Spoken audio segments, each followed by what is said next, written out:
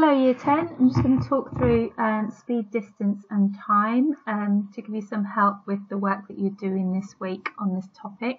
And for a lot of you this will be revision because you'll have done it before, and I'm going to just go through how we use the speed, distance, time triangle and how to answer some questions in terms of how to work out speed, distance and time.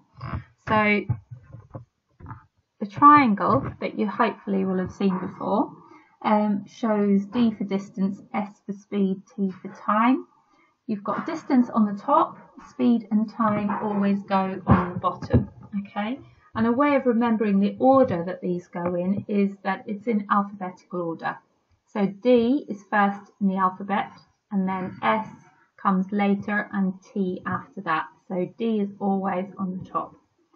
So in order to use this triangle, if you're trying to work out the distance, you would cover up the D, and that leaves you with speed and time, which are side by side, and they would be multiplied together to give you distance.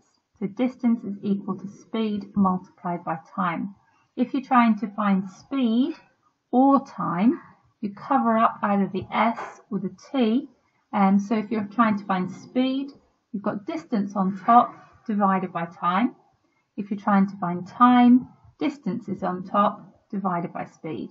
Okay, so it's a way of remembering these calculations. So we're going to look at an example. This is one of the easier examples from the questions that you're going to do. If you were to travel at 70 kilometers per hour, if you were to travel at 70 kilometers in 2 hours, what is your average speed? So you're being given the distance 70 kilometers, you're being given the time taken, which is 2 hours, and you're asked to work out the speed. So if we use our triangle, speed is equal to distance divided by time. So we plug the numbers into this. The distance is 70, the time is 2 hours, 70 divided by 2 gives us 35 kilometers per hour, and we always need to remember to include the units to get full marks in your answer. Okay, so always check, is it miles per hour or kilometers per hour? In this case we're using kilometers for distance and hours for time, so the answer for the speed is in kilometers per hour. Okay, another example. In this one, a car is traveling at 70 miles per hour. So you're being given the speed. It travels for half an hour and we're asked how far it has gone. So we've been given the speed, and we've been given the time taken, and we need to find out the distance. So in this case, we would cover up the distance part of our triangle, which leaves us with speed multiplied by time. Okay, so our speed is 70. The time is described as half an hour, so we need to think about how we would represent this in our calculation. So we've got miles per hour here, and we've got half an hour. So we need to think about half an hour, how we'd represent that as a decimal or as a fraction. So we could write it as 0.5, 70 multiplied by 0.5, or you could use a half. If you wanted to use a fraction, you'd get the same answer. Gives us 35 miles. So remembering our units is going to be in miles. Okay, slightly harder example now. In this one, a car took 9 minutes to travel 3 miles. How fast was it travelling? So in this case, we want to work out speed. So we've got distance divided by time. If we put those numbers into distance divided by time, we've got 3 divided by 9. Hopefully lots of you will recognise that that would simplify to 1/3, which is the same as 0.3 recurring as a decimal. So our answer is going to be in miles per minute because we've used 3 miles and 9 minutes. So our answer, our speed, is in miles per minute, which is less common. You wouldn't normally see miles per minute. So we're going to think about how we could turn this into miles per hour. So if it does 0.3 recurring miles in every minute, there's 60 minutes in an hour.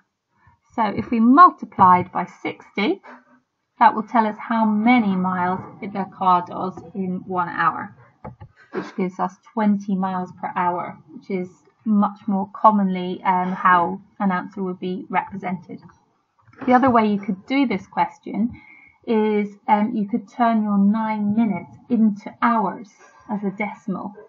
So if you think 9 minutes out of 60 minutes in an hour, you could do 9 divided by 60, and the decimal answer that you're given, you could then use that and do 3 miles divided by that decimal answer, and that would give you your answer already in miles per hour. Okay, this last question is a past paper exam question, a little bit more tricky. So Omar travelled from Nairobi to Mombasa by train. The journey took 13 hours 15 minutes and the average speed was 40 kilometers per hour. Work out the distance from Nairobi to Mombasa. So we're working out distance. We know we're going to have speed multiplied by time if we're going to get distance. So we're told the speed was 40 kilometers per hour, and we're told the time taken in hours and minutes.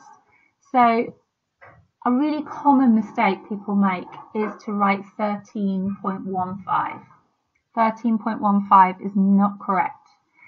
These 15 minutes, it's 15 minutes out of a total of 60 minutes in 1 hour. So we need to convert that into a decimal. Okay, so if we think of 13 hours 15 minutes as 13 hours plus 15 over 60 hours. So the fraction of a whole hour is 15 over 60 because there are 60 minutes in 1 hour. And if we put that into the calculator and do 15 divided by 60, that will give us 0.25. It tells us here. So 15 divided by 60, so remember a fraction is just a way of showing division. 15 divided by 60 gives us 0.25. And we can add that on to our 13 hours to get 13.25 hours. And lots of you will probably know 15 minutes is a quarter of an hour. So a quarter as a decimal is 0.25. So then we can use this value, this 13.25, in order to work out distance. We would do 40 kilometers per hour, times 13.25 hours gives us our distance in kilometers.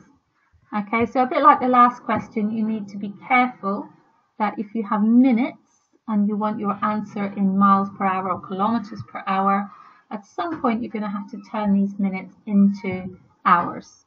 Okay, in the previous question we did it at the end. We worked out miles per minute and then turned it into miles per hour. In this question it would be sensible to do 15 divided by 60 in order to turn it into hours before we work out the distance. Okay,